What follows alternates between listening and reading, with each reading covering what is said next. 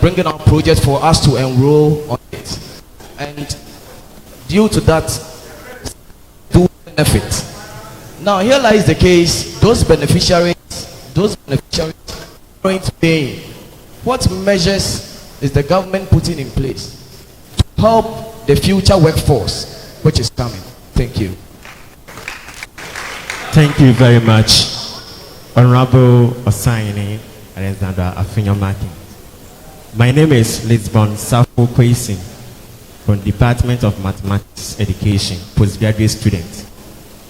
Please, my submission is not actually a question, but I would like to extend my appreciation to you for this insightful speech.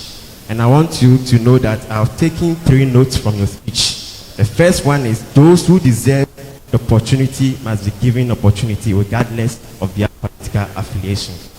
Second, when the world say no to you, you shouldn't say no to your dreams. The last one is there is no life without diversity. Thank you very much. Thank you.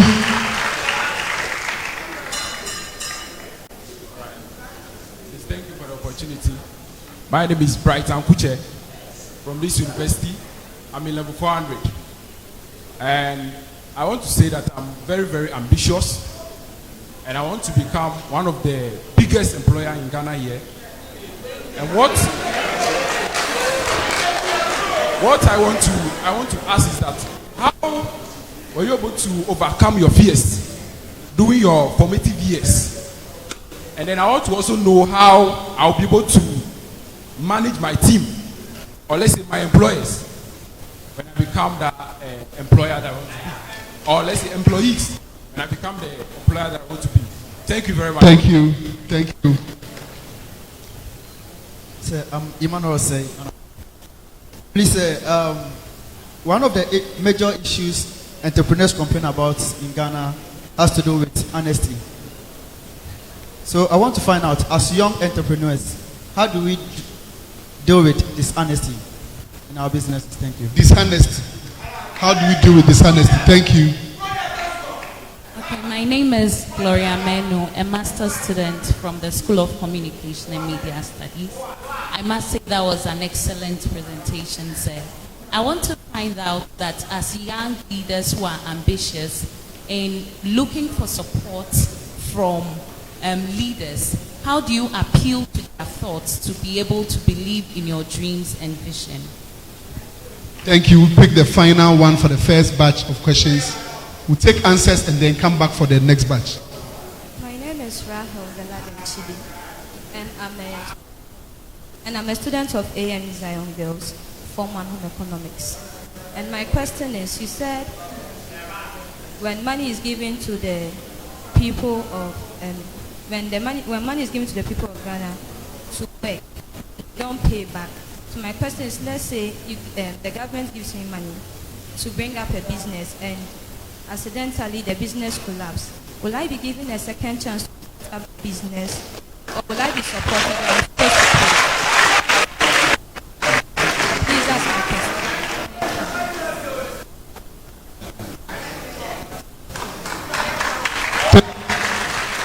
We'll pick answers. Kindly hold on as we pick answers and then for the second. So, let me start with my lady from Zion Girls. By the way, what is it at all in that school? You ladies there appear to be well trained. When you see lady passing, you can easily think that this lady is from Zion Girls. I'm sure your teachers are doing something great. All right. You've asked an important question. I believe that any genuine problem resulting from the business can be mitigated.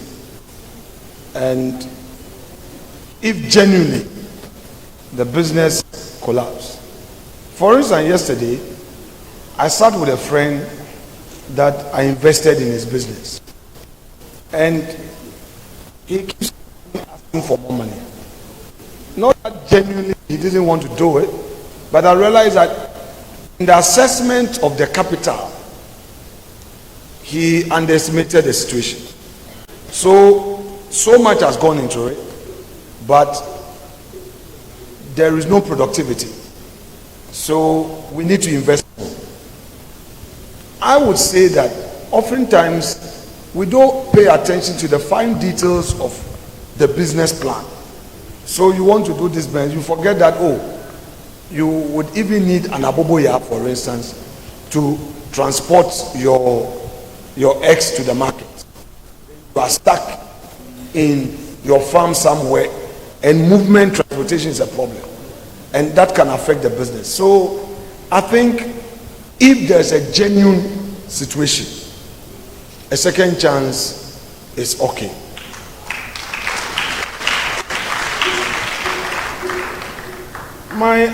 My other lady from the School of Communication also asked a question: how do we appeal to our policymakers to understand our dream and buy into the idea?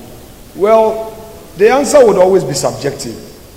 For me, I've had situations where people have come to me, first time I turned them down, they had persisted, and I now bought into the idea. So it is how you present it. It's how you present it. And if you have a positive attitude towards what you are doing, you won't give up easily. So I think it's all a person-to-person approach, On the issue of dealing with dishonesty, it's a big thing. And I think I addressed it by talking about the new international psyche. Ladies and gentlemen, let's not pretend. The level of dishonesty in the business is rather too much. Too many of us are dishonest. So you've gone to take credit. You've bought something on credit. You sold it. You know that you have to pay. Then you won't go and pay. The man calls you, you won't pick. He comes to your house, you are in. You say they should tell you, your daughter should tell him that you are not there. Then lately we've been doing something funny. I'm sure some of you here are guilty. We take this MTN quick loan. Quick loan. You've taken quick loan of say 1,000 Ghana. You are using it to do business. You know that you are earning. Pay back, you won't pay. I have people telling me that, honorable, my number I owe on my number, so I'm giving you a different number to send me the momo. I say I will send the momo to that same number.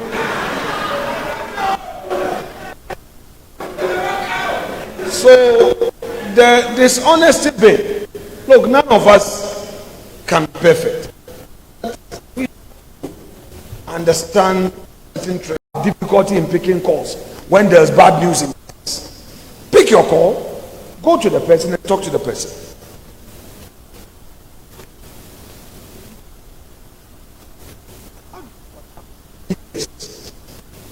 And how do you manage? It's your positive attitude about yourself. I remember when I started my business and I was employing people, a lot of them were older than me. A lot of them were older than me. But I had to psych myself that he is my employee and give instructions and work as a team. In my office today, I have what I call the 360 concept. None is senior. There's only a team head, a team lead. All of us are on the same scale. So take somebody's weakness, take somebody's strength, and let's work 360. Some people may criticize that concept. It works. It helps us to discuss issues and helps us to build capacity of those who otherwise do not have it. You develop a positive attitude. So if you are feeling weak, you are able to overcome. Look, my daughter shared a story with me a couple of days back that she moved from one school to the other. And then she told me that, look, that school, the way the white people behave, the blacks easily carried away and they lose. That's how did you manage it? I said, Daddy, you can't come and control me. I was shocked. I realized that this girl some pillars of resilience for herself. So she was able to meet up and she was able to compete. So an entrepreneur, adversity will come. An entrepreneur, you would have some challenging times. You believe in your own dream. And I'm sure that you believe in it. And finally, President of SRC keeps bringing the issue of my relationship with the university. Well, I think that it's a matter of we trust. I believe that the university must be clear on its policies for the community. A big university like this cannot operate without corporate social responsibility. A big university like this should be able to connect with the community so that we build that relationship. I should be able to sell you out there. You should be able to sell your dreams. I don't want a situation where my genuine involvement in the affairs will be seen as interference. For me, to the extent that we can establish that baseline of understanding, I don't have a problem at all. And then for you students, I don't like to do partisan politics with students because it's quite dangerous. If you're a leader and you always come to students and it's partisan, no. I think that we should have some principles about the future of our country.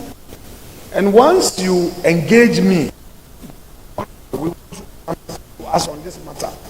Let us discuss them frankly. It doesn't matter whether you are Tain or whether you are from Water region or you are from Northeast, you are from Central. It is one country. And for me, once we understand that any engagement is for the good of the country, why not? When there is suspicion, it becomes a problem. So let me say, are you ready to come back? Yes, I am.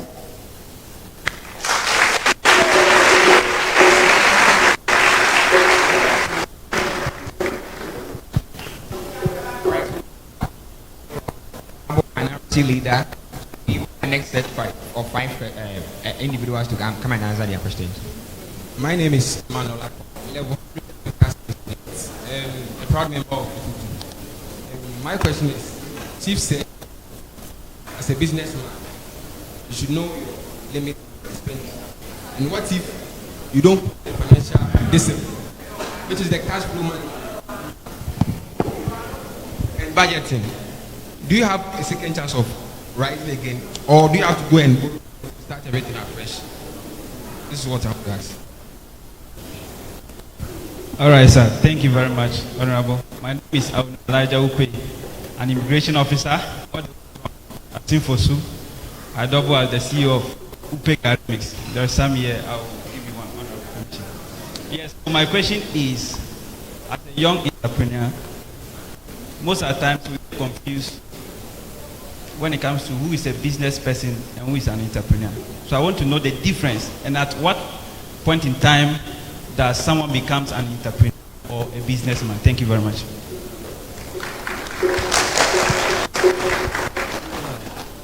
Good afternoon. My name is Osani Mobenjo from the political science student, as a political science student from Akwetia constituency. Please, I want to ask Mr. Honorable about that. Now, we at the university, they've organized this kind of program for us today. We know about how we move on in life. What are they going to do? Or what assure can you give it to us that those are the primary schools, GHS and HS, they are also going to have this kind of, organization, so that at least they can also have a fair knowledge about how they will move on in life. Thank you very much. I repeat again, I'm from Akotia. So if anyone here.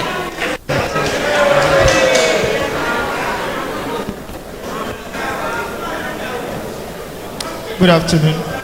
My name is Abdurrahim from the Social Studies Department, level 200. My question is, is there a framework with which an entrepreneur can bounce back from a failed business?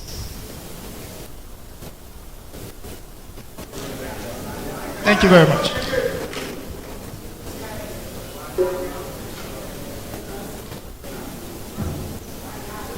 Afternoon.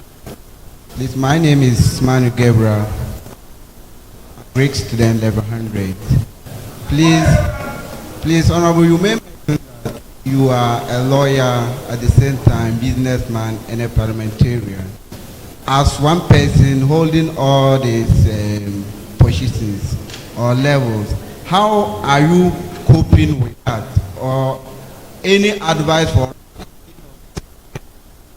that? Thank you very much. I'm Emmanuel Aloho, a level 400 integrated science student and the former deputy clerk of the SRC local assembly. And before I speak, I'd like to say thank you very much for your first submission you made over here. That was very magnificent and splendid. All right, going straight to the point, as a politician, I have one significant question I'd like to ask you this afternoon. You made a lot of submissions over here concerning your past achievements, and per what I've heard, you are a businessman in a Quebec, you are an entrepreneur and all these things, and a political personality. How do you blend all these personalities of yours? Because as a media personality and a political student in the past, I've always been asked this question: how do I blend my academic with my media and the SRC post I held previously in the past? So I would like to ask you, in one sentence, how do you blend it? And now you spoke about the government giving initiatives concerning helping people into entrepreneurship, the Maslow and what have you. Are there strict adherences that the government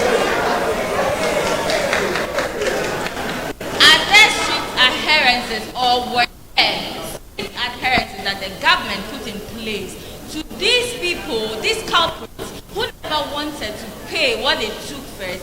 So I was asking, if something like this is going on in the past, why would government put up adherences to pay or for them to recoup this money back? Thank you very much.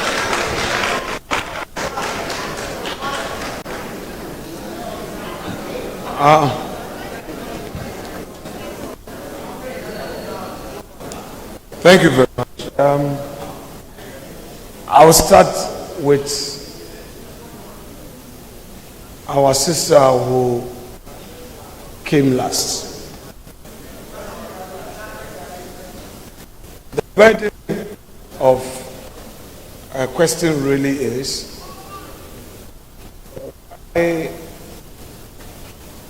has the state looked on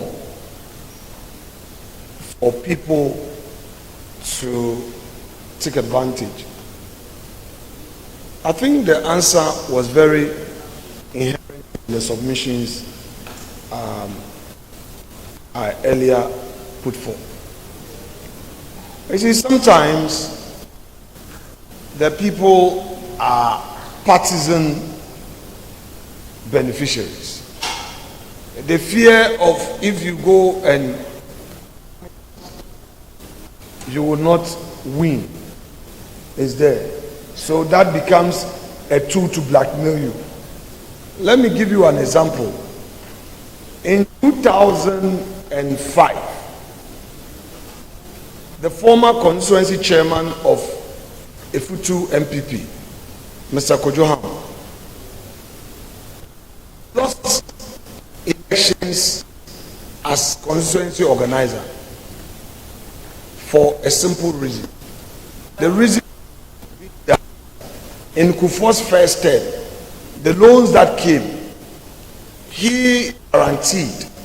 And when Mrs. Gladys Asma sent the people to Winneba to take the money, he took the people to the homes of these beneficiaries, and these people were sued at the Winneba District Court.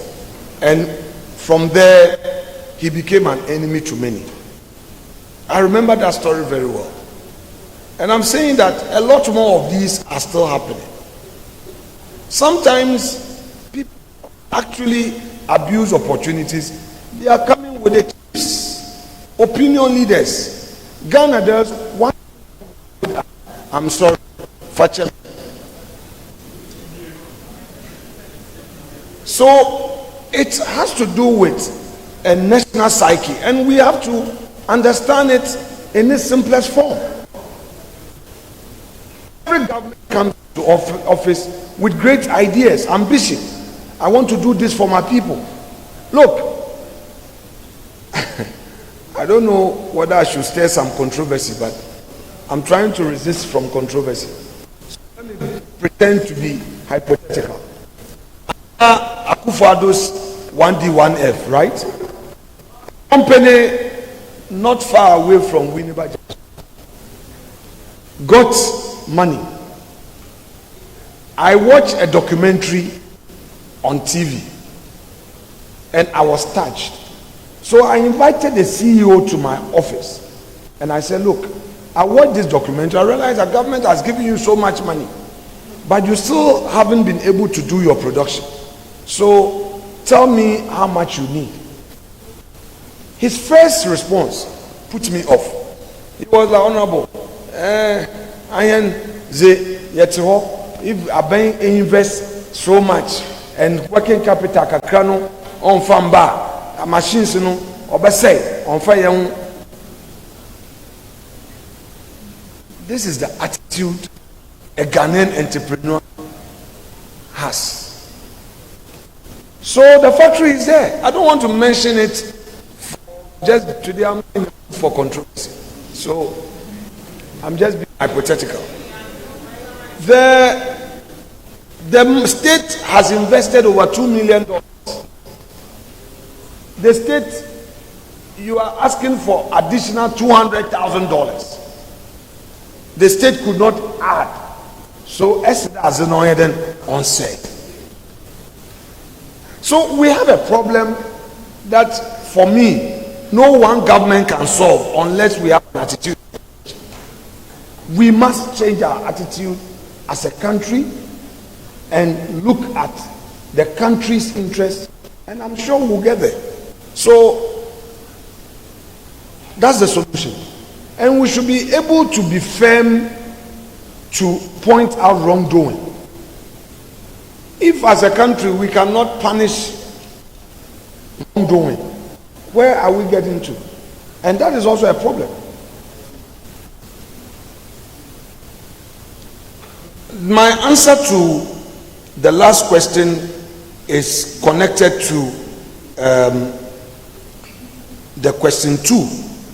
That also has to do with national orientation and the new national psyche. I think this afternoon, that's basically the point.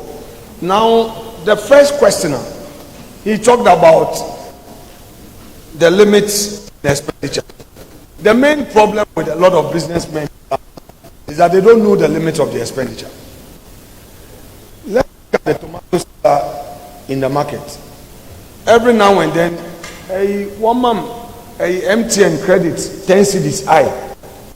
5 cedis credit. Somebody is standing there. He will pick a phone and make a call. By the way, I don't remember the last time I made a normal call. I'm always chatting on WhatsApp or making WhatsApp call. But the woman is standing here. Somebody is some distance away and making a call, and they will stay on the line for like 10, 20 minutes, 30 minutes, making unnecessary calls, all at a cost. Sometimes we forget that the profit is where we have to spend. Another problem is the over trading. Somebody has done business. He's made some little profit. He's going to spot another business. Also, I'm expanding. On focusing on ton ne dia na emfaso eba no na wakwa lock in the capital. Emfo ha na adwin che ose no so kosidan. Umfaso na ya he. Wo capital you have 20,000. Every month emfaso a wonya 1,000. Wo nkola fees. I don't know say wo se wo kota asase. Wo se wo kosidan. No. Who tries out there now? What capital? Then the man that you are supposed to pay, with the bank loan, won't you mean interest loan? Because Sikano would share a diner will see them. Back or to boarding house. Wow, won't feel shop. Won't you mean boarding house? And for Soka Kreba ain't also be in the back of boarding house. Also, what they call. My name was JHSC beside. Na and Kakanga. So it is how we react when we see the money. So my simple answer is the discipline. Know your profit, spend within your profit, and save your profit. Save some, invest some. Invest some. There are people who are asset rich, cash poor. Obi onyesika consider. You must save money. A businessman, you must have money. And your investment must be liquid. It is okay to say, I have 10 cars. It's okay to say, I have 10 buildings. But you may not even have cash at home for emergencies. So let's think about that. And then somebody asked a theory. I don't want us to go into the theory of businessman and entrepreneur. I mean, I see them as one and the same. Because you are incubating a business. An entrepreneur, you end up becoming a businessman once your ideas are now being rolled out. Of course, somebody can also be a businessman without being an entrepreneur. His job is basically, I have the cash. As for me, I'm not going to look for ideas. Mine is to invest in somebody's business. So he's a businessman through investment, but not an entrepreneur. So that is also there. Somebody has his intellectual property, and then he says that, well, I came out with this technology, but I'm giving it to an entrepreneur to incubate, just to be a businessman. So I think that's about it. We've covered all the questions. Oh, come on, show some love. We'll just pick the final question. Just last question, then we are done. So sorry for all who couldn't ask questions. In your presentation, you said you've supported Winbarians to come out with business, and then they did not bring back what they were supposed to bring back. And first of all, I'm here to plead on their behalf. If we are treated as the prodigal son, and then we back for you to help us to bring out a business, how are you going to help us so that when we take whatever we're supposed to do, we bring it back and then also to enjoy? Thank you. By the way, my name is Eric Gany. Yes, and a participant of the program. Thank you. What Eric didn't tell you is that he's also a teacher. Yeah. So, well, I think you raised an important point. Not everybody is disappointed. I must say that. Some were very hardworking. This afternoon, I'm not in a mood to be controversial, so I'll continue being hypothetical. Some, we gave them little capital. They built out of it. They are doing business out of it. And they are still sustaining their business. And they are paying school fees. So I must say that not everybody has disappointed. However, on the main question, I think lately, when I do a lot of inquisition. And I make sure that you don't get it with that flexibility as before. So a lot of conditions are attached to it. So I will make sure you pay. Because if you don't pay back, others will not benefit. So I think that's the approach. I'm also using third party. For instance, LEC. If LEC approaches, I will be the face of it. I've also realized that we, the politicians or political leaders, when we are fronting something, people think that because I voted, let me abuse it. That's also one problem. So if LEC comes out with a concept which would require some capital, and I can support, why not? Can channel it through them. I thought you clap for that. Oh, why?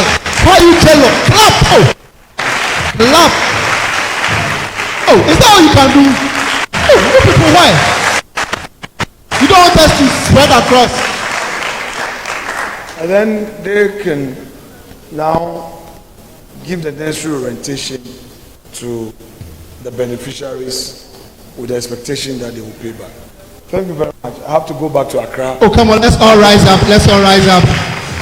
Madam Emilia, please come up stage. Let's take some few pictures. Prosper, come up stage. And maybe those who ask questions, we can have a group picture. Yes. Who are able to ask questions. Okay, so we are doing the picture taking. After this, we have the one with the SRC.